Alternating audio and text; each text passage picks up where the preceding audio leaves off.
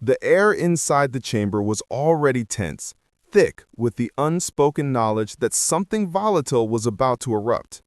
And then it happened.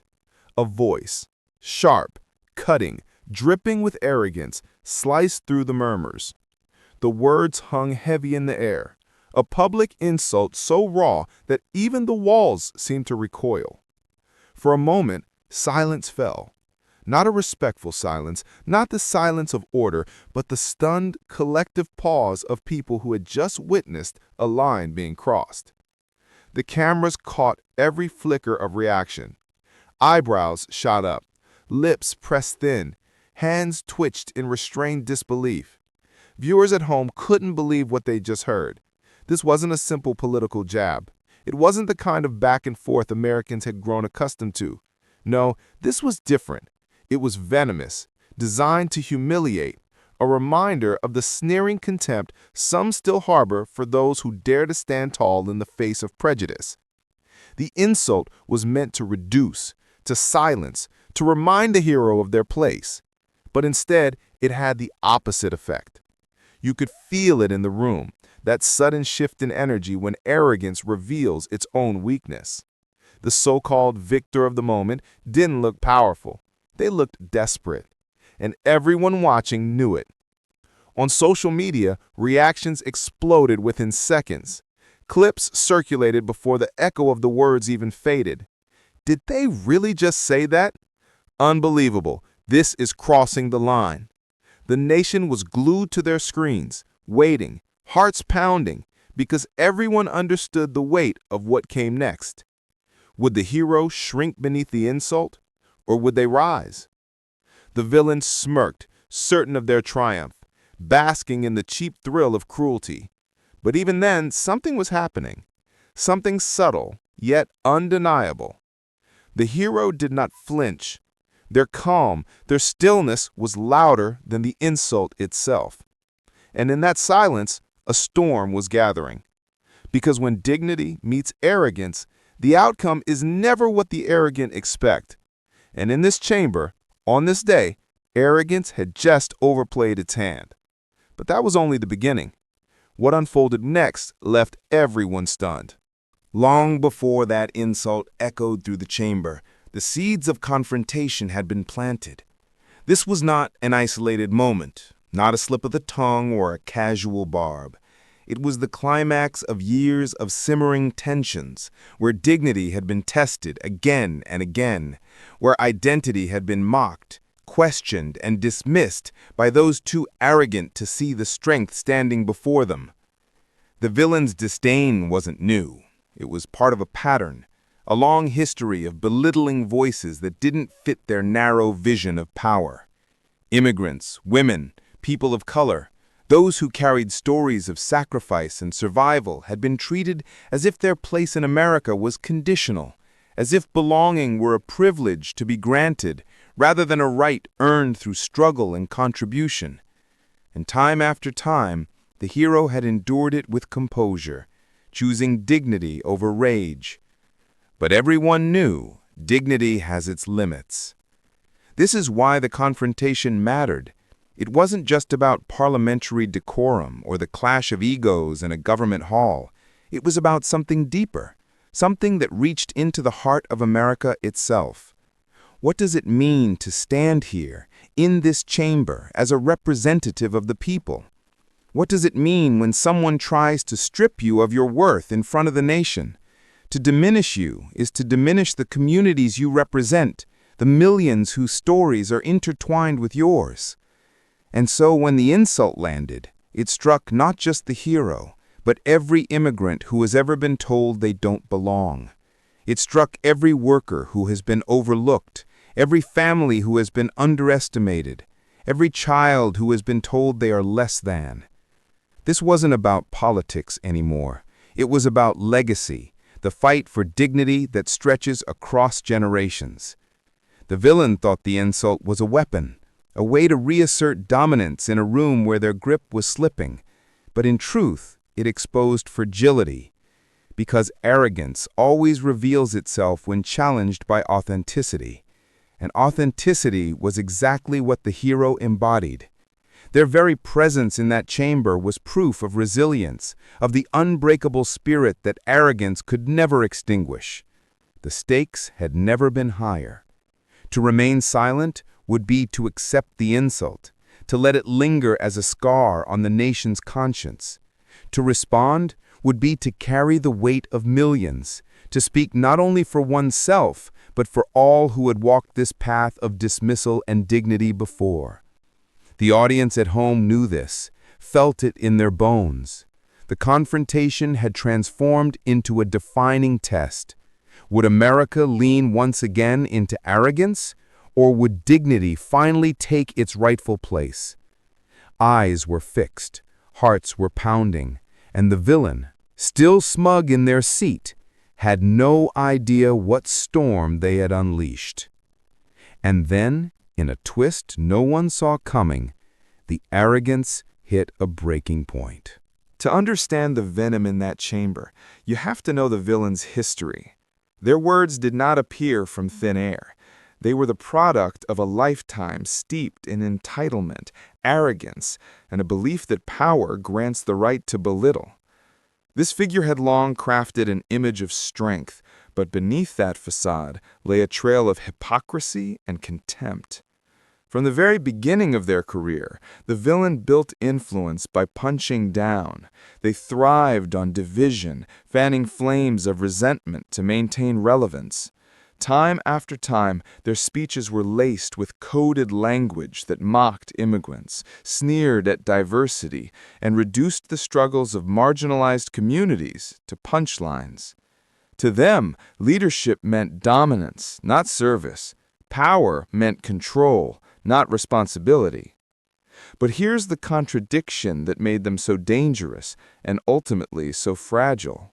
While they preached about integrity, their record told another story. Deals made behind closed doors, favors traded, promises broken when the cameras weren't rolling. They spoke of protecting American values while using those very values as a shield for their own self-interest. Every boast about patriotism rang hollow against the backdrop of decisions that harmed the very people they claimed to represent. Audiences had seen it before, the smirk when challenged, the dismissive wave of the hand when confronted with facts, the constant performance of superiority. It wasn't confidence, it was insecurity, dressed up as certainty. Because the truth is, arrogance often masks fear. Fear of losing relevance, fear of being exposed, fear of a world that no longer bends to their will. And the hypocrisy didn't stop there. This villain who prided themselves on American grit came from privilege so thick it cushioned them from the very struggles they mocked others for enduring. While they scolded immigrants for not working hard enough, their own success had been handed down like an inheritance. While they belittled families for needing help, they quietly relied on connections and deals to secure their position. They railed against corruption while embodying it. They preached humility while embodying vanity. Every word was a contradiction, every insult a projection of their own weakness. The people watching at home weren't fooled. They had seen the pattern unfold for years. The villain's brand of politics was one of spectacle, not substance. Every insult was meant to distract from failures, every cheap shot a way to mask the lack of genuine accomplishment. It was a performance meant to hold on to power by tearing others down. And in this moment, that performance had reached its peak. But arrogance has a fatal flaw. It believes it is untouchable. And that flaw was on full display now. The villain underestimated not only the hero's composure, but also the audience's memory. Because the people remembered the broken promises, the scandals, the sneers, the mockery. They remembered the harm cloaked in rhetoric, the division sown in the name of leadership. And each memory added fuel to their outrage as they watched the confrontation unfold. Social media threads lit up with reminders of the villain's past, Clips resurfaced of their contradictions, their most arrogant statements, their dismissive laughter in moments of seriousness. Audiences didn't just see the insult in isolation, they saw it as the inevitable continuation of a pattern. The insult wasn't shocking because it was new. It was shocking because it confirmed everything people already knew. And yet, for all the arrogance, the villain remained blissfully unaware of their own unraveling. In their mind, the insult was a show of strength, a reminder of who held the floor. They basked in the smirks of allies, convinced that this was another victory in their endless game of belittlement. They had no idea that the ground beneath them was cracking, that every word was digging the hole deeper, and that their downfall was not only possible, but inevitable. Because history teaches us something vital. Arrogance never wins in the long run. It may dominate for a moment. It may command the room with volume and venom, but eventually, truth has its day. And in that chamber, the truth was waiting patiently, carried by someone who understood that dignity doesn't shout, it endures. The villain laughed, reveling in their supposed triumph, but the audience watching knew better. They knew arrogance was at its breaking point, and soon the hero would rise, not with bluster, but with a force far stronger than insult. But while the villain reveled in power, the hero was quietly preparing for this very moment. Long before the chamber lights bore down on their calm face, the hero's journey had been one of resilience carved from struggle. They did not arrive in that seat because of privilege, nor because of inherited connections. They arrived there because they understood sacrifice in ways the arrogant never could. Every step was earned, every barrier crossed through grit and dignity, every insult endured turned into fuel for something larger than themselves. Their story began in a household that knew the value of perseverance. Their family carried the weight of dreams that seemed out of reach, but they refused to let those dreams fade. Growing up, the hero witnessed the struggles of parents working double shifts, neighbors striving against impossible odds, entire communities building lives out of sheer determination. They learned early what it meant to go without, what it meant to feel unseen, and how to transform that invisibility into fire. School was not a place of easy acceptance. The hero faced whispers, mockery, and the constant reminder that they were different. Their accent was mimicked, their identity questioned, their potential dismissed before it could even be realized. But instead of shrinking, they sharpened themselves. They spent nights buried in books, knowing education was not just knowledge, but a weapon against doubt. They carried the weight of every insult and turned it into resolve, determined to prove that belonging was not something to be granted by others. It was a truth they carried within themselves. As they grew older, the sacrifices multiplied. Scholarships were fought for, every achievement earned in the face of people who said they didn't belong in the first place. Jobs were taken not out of luxury, but necessity. Doors that were slammed in their face became invitations to find another way in. They learned patience, they learned discipline, and most importantly, they learned the quiet power of composure. While others shouted, they listened. While others belittled, they lifted. And through it all, they carried the stories of countless others who had walked the same road. Public service did not begin in grand chambers or under bright lights. It began in community centers, in town halls, in crowded living rooms where ordinary people poured out extraordinary struggles. The hero listened, not to respond, but to understand. They understood that politics was not about performance, but about people. And in every conversation, they saw their own journey reflected back. The child who felt invisible, the parent who worked themselves to exhaustion, the immigrant who carried both pride and fear in equal measure. It was in those spaces that the hero's identity became their strength, not their weakness. What the villain mocked, the hero embraced. Their roots became a foundation, their culture a source of wisdom, their sacrifices a badge of honor. They stood not as one, but as many, embodying the resilience of generations who had been told no and turned it into not yet. This is why they were uniquely suited for the confrontation. Unlike the villain, whose arrogance came from insulation, the hero's calm came from experience. They had been underestimated their entire life. They had endured insults that cut deeper than the one hurled in that chamber. They had walked through storms of dismissal and emerged not bitter, but resolute. So when the insult landed, it did not shake them. It reminded them of why they were there in the first place. Viewers at home could feel it. They didn't just see a politician. They saw themselves. They saw their parents' sacrifices, their grandparents' resilience, their own quiet dignity mirrored back at them. And in that reflection came validation. We belong. We endure. We rise. The hero had been tested in silence long before they were tested in public. That was their advantage. Where arrogance thrived on spectacle, dignity thrived on patience.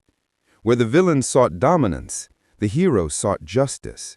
And while one relied on power to feel strong, the other had discovered that true strength comes from serving others. Every sacrifice, every insult, every moment of doubt had led here, to this chamber, to this confrontation, to this choice.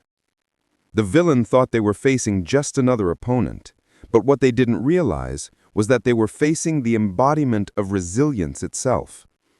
And so as the chamber sat heavy with tension, the hero did not falter. They did not flinch.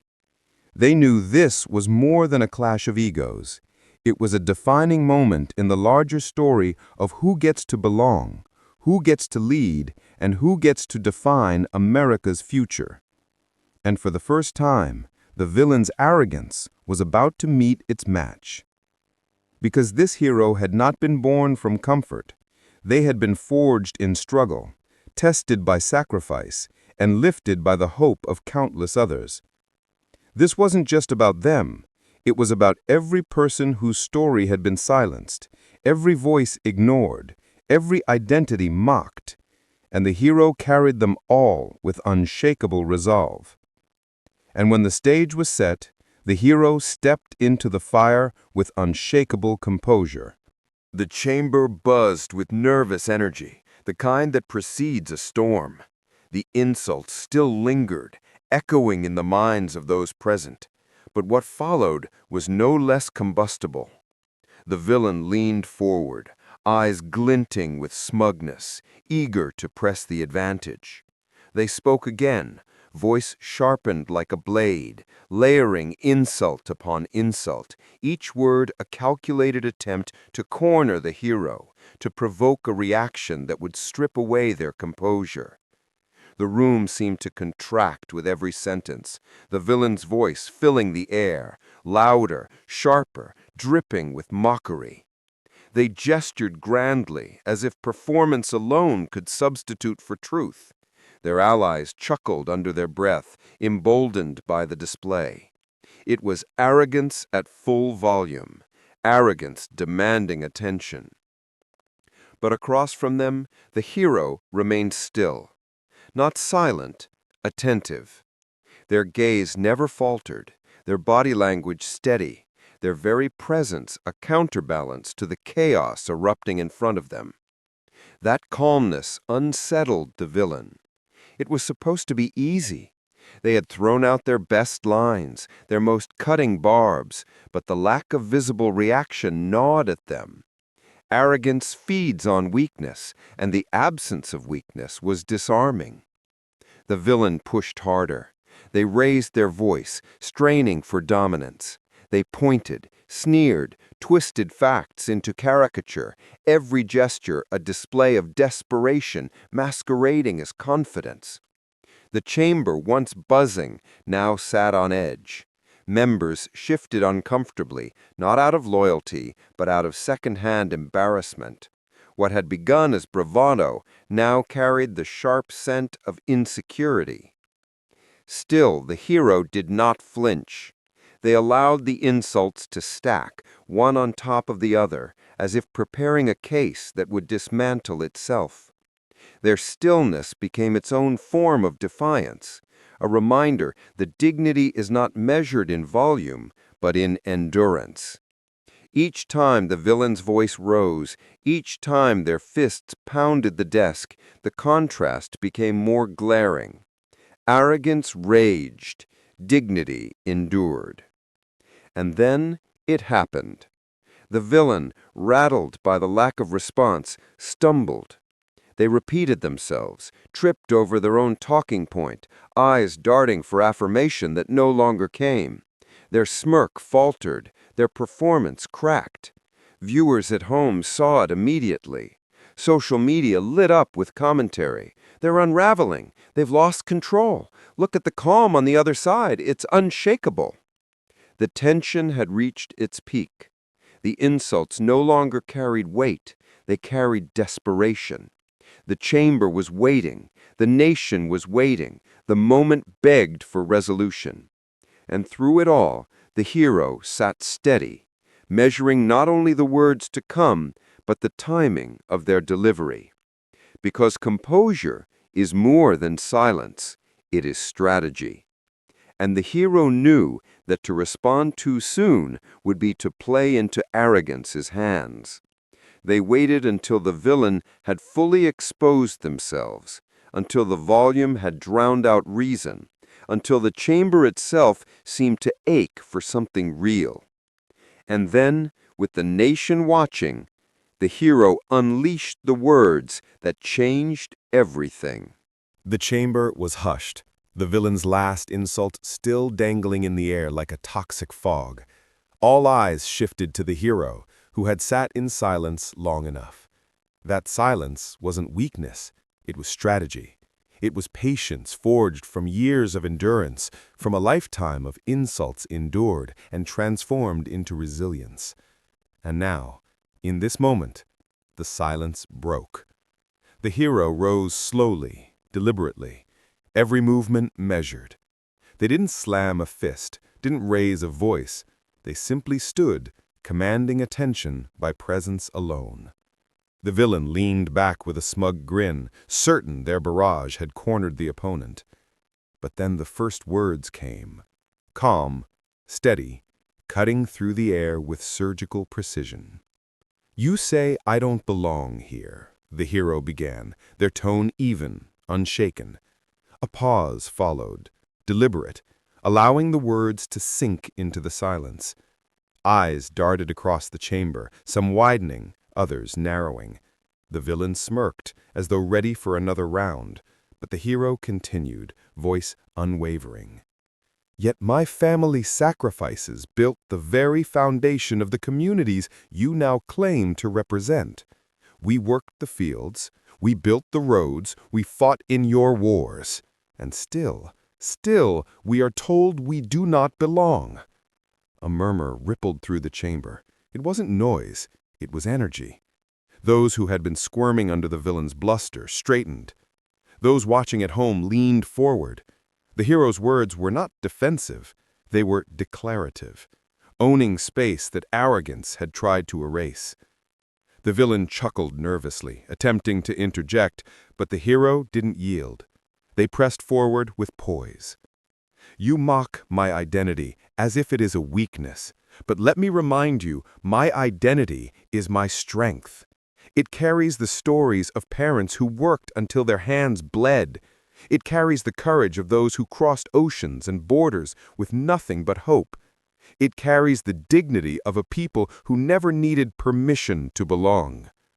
The villain's grin faded, replaced with a flicker of unease. They tapped their fingers on the desk, restless. Confidence began to slip as the hero's calm precision drew sharper contrast to their own flailing arrogance. And then the hero paused again. Silence, heavy and deliberate. In that pause, the weight of generations seemed to settle into the room. When they spoke again, their voice was firmer, cutting deeper. "You stand here today, cloaked in privilege you did not earn, and dare to tell me I do not belong. You who inherited influence as easily as a name. You who confuse arrogance with strength. You who preach patriotism but practice division." The chamber gasped. A few hands even clapped instinctively before being hushed by the seriousness of the moment. The villains shifted uncomfortably, their face flushing. They tried to force a laugh, but the sound fell flat, echoing hollowly in the charged silence. Online, reactions exploded in real time. Hashtags surged, hashtag dignity strikes back, hashtag belonging is power, hashtag mic drop moment. Clips of the hero's words were cut, looped, and shared within minutes. Viewers tweeted, "This is history. I felt that in my bones. This is what true leadership looks like." And the hero pressed on, not with anger, but with truth, each sentence crafted like a stone in the foundation of something unshakable. "You may try to shout me down, but I will not be silenced, because when I speak, I carry with me the voices of millions who have endured what you tried to diminish. Every insult you throw only proves why I must stand here, and stand here I will." The villain's composure cracked further. Their hand twitched, their jaw clenched. The smirk was gone entirely, replaced with a vacant stare that betrayed their unraveling. They had expected outrage, a raised voice, a shouting match they could dominate with volume. But instead, they were confronted with composure so sharp it cut deeper than any insult could. The hero leaned forward slightly, eyes locked on the villain. The voice dropped just enough for the room to lean in. "Strength is not found in belittling others. It is not found in arrogance or in mocking what you do not understand. Strength is in service. Strength is in dignity. Strength is in the unshakable truth that we belong here, not because you grant it, but because we have earned it." The chamber erupted, not in chaos, but in applause. Not staged applause, not polite taps, but genuine, spontaneous clapping from those who felt the truth of those words pierce through the fog of arrogance. Some stood, some pounded the desk. The hero did not bask in it, they stood quietly, letting the resonance of truth carry itself. The villain, red-faced, tried to recover. They muttered into the microphone, scrambled for a counterpoint, but their words came out garbled, scattered.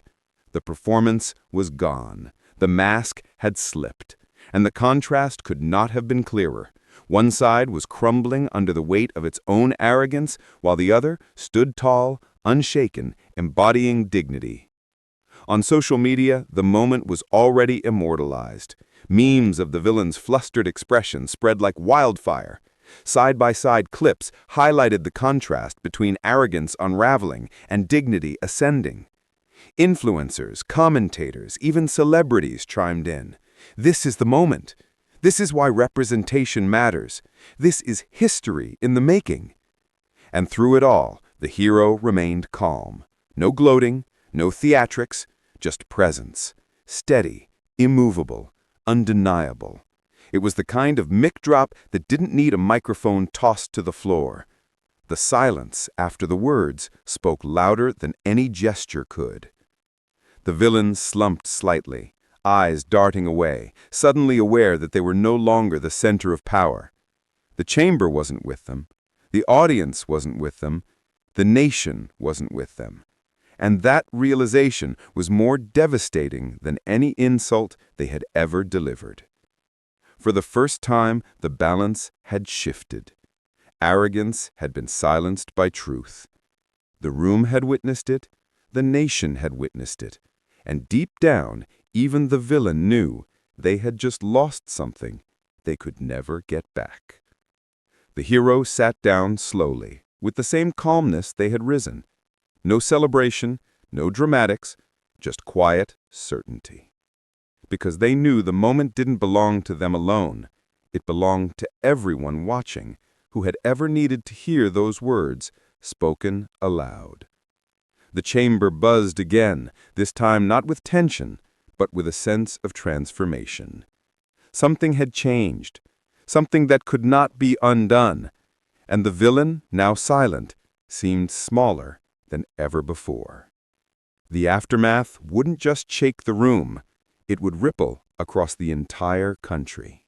The chamber was still vibrating from the echo of the hero's words, but outside those walls, the explosion had already begun.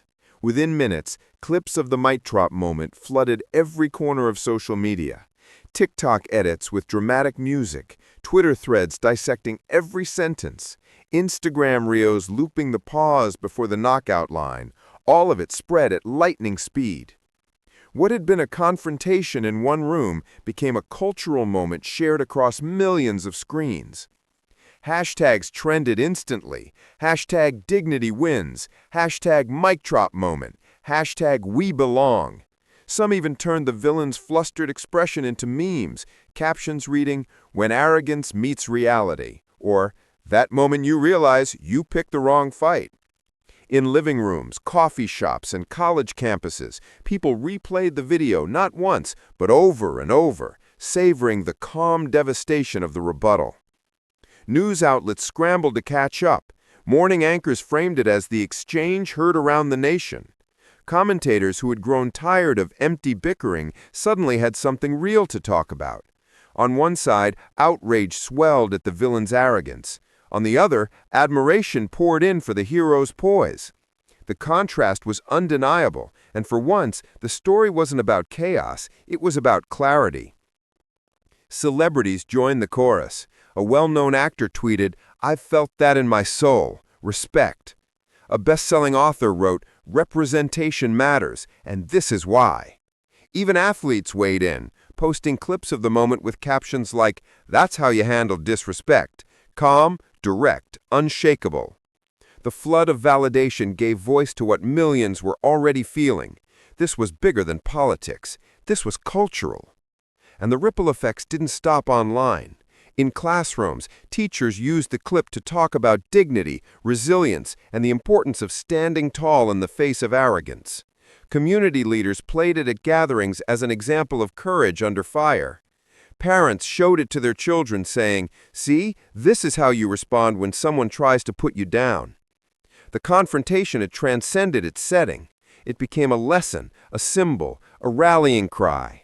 The villain, meanwhile, was left stranded in the tidal wave of criticism. Their allies tried to spin the moment, but the damage was irreversible. No amount of sound bites could erase the image of them shrinking under the hero's words. Arrogance had been unmasked, and the public wasn't willing to look away. But the most powerful impact wasn't on the headlines or the trending feeds. It was in the quiet conversations. Families at dinner tables reflected on their own struggles with belonging. Workers in break rooms shared stories of being underestimated. Immigrants who had been told they didn't belong felt, for once, publicly vindicated. The hero's calm rebuttal gave them language for their own dignity, their own truth. It wasn't just a clapback, it was a mirror. The ripple turned into a wave of solidarity.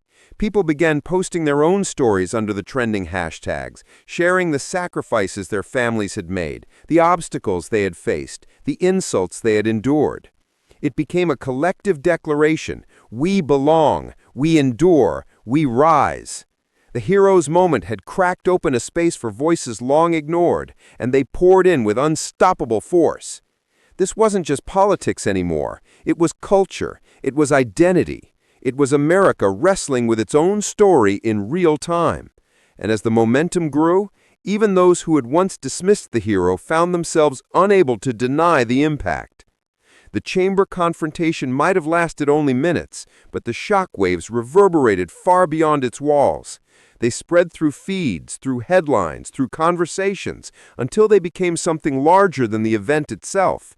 They became a moment of collective awakening, a reminder that dignity is not fragile, that belonging is not negotiable, and arrogance always crumbles in the face of truth. But what came next wasn't just commentary, it was a moral awakening. The hall fell silent, the echoes of conflict still lingering like shadows in the corners.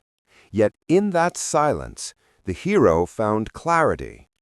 Every insult, every sneer, every attempt to diminish him now crystallized into a single undeniable truth. Dignity, cannot be stolen, and arrogance, no matter how loud, cannot prevail over integrity. What had begun as a confrontation, a clash of wills, was no longer about the individuals alone. It had become a reflection of the values that bound a people together: respect, courage, and unity. With a steady breath, the hero spoke. His voice carried not just words, but conviction. "We have all witnessed arrogance in many forms," he began, eyes sweeping over the crowd. "We have seen it masquerade as power, as superiority, as fearsome might. But here, today, it has faltered, not because of might, but because of steadfastness, not because of shouting, but because of listening, not because of fear, but because of courage." Each word struck with the weight of truth, resonating deeply within those who had watched, waited, and wondered. The attacks had been harsh, but they had illuminated something greater, a principle so fundamental that it could not be shaken. Dignity triumphs over arrogance. The audience felt the shift like a tide turning in their hearts. Where there had been tension, there was now recognition. Where there had been division, there was the first glimmer of unity. The hero continued, carefully threading his message into a universal tapestry. When we allow arrogance to define our actions, we invite chaos, resentment, and division. But when we act with integrity, when we hold fast to respect and empathy, we create strength that is unbreakable. This strength does not demand submission. It inspires collaboration. It does not seek to dominate. It seeks to uplift. And in doing so, it becomes timeless. Eyes glistened as members of the audience absorbed his words. The youngest and the oldest alike felt the pull of an idea greater than any individual victory. They understood instinctively that the hero had transformed what had been an attack into a lesson for everyone. It was not a story of a single triumph over a foe, but a universal truth carved into memory: that arrogance can bend, but dignity cannot break; that division can threaten, but unity endures. As we close this chapter, it's worth remembering why we watched, why we felt, and why this story matters. Today we witnessed more than a single hero's triumph. We saw a truth that resonates with every one of us. Dignity will always outshine arrogance, and unity will always conquer division. These are not just lessons confined to a story, they are principles we can carry into our own lives, communities, and the world at large.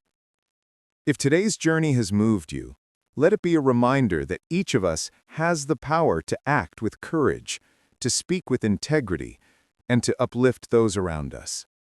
Small actions, grounded in respect and empathy, can ripple outward in ways we may never fully see, but they matter all the same. Just as our hero transformed conflict into clarity, so too can we transform challenge into opportunity, division into connection, and doubt into determination. Join this movement. Subscribe to stay inspired, share this message with those who need it most, and be part of a community committed to values that endure. By standing together, we amplify the impact of what we've learned today. Every voice, every action, every choice contributes to the legacy we leave behind. And as the final frame lingers, let yourself pause. Let the lessons settle. Imagine the ripple effect of dignity over arrogance, of unity over division, stretching far beyond this video, beyond this moment. Carry it forward into your day, your work, your relationships, and your world. Because true change begins with one choice, one act of courage, and one moment of clarity.